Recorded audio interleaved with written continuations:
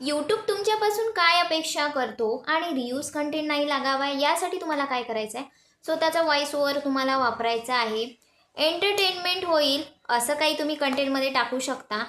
Originality तुम्हाला ठेवायची आहे आणि तुम्हाला एक्सप्लेनेशन द्यायचं आहे तुमच्या व्हिडिओमध्ये. समोरच्याला कळेल असं कंटेंट बनवायचं आहे. समोरच्याला तुमच्या कंटेंटपासून काही मदत होईल असे व्हिडिओज तुम्ही बनवा. युनिक प्रेझेंटेशन तुम्ही तुमच्या कंटेंटमध्ये टाकू शकता.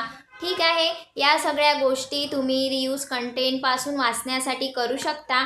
आणि याआधीसुद्धा मी सांगितलं आहे की तुम्ही जर अशी काही रियूज कंटेंट वापरले असेल तर आता जाऊन डिलीट करा. मॉनिटायझेशनचा मेसेज तुम्हाला आलेला असेल, पण माझं ऐकून तुम्ही आधी रियूज कंटेंट सगळे डिलीट करा, त्यानंतरच अप्लाय करा.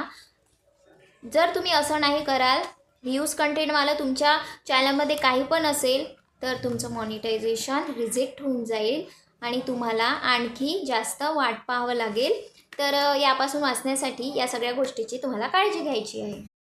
मित्रांनो, तुम्हाला यूट्यूबमध्ये यश मिळवायचं असेल तर तुमच्या चॅनलमध्ये ओरिजिनॅलिटी तुम्हाला ठेवावी लागेल.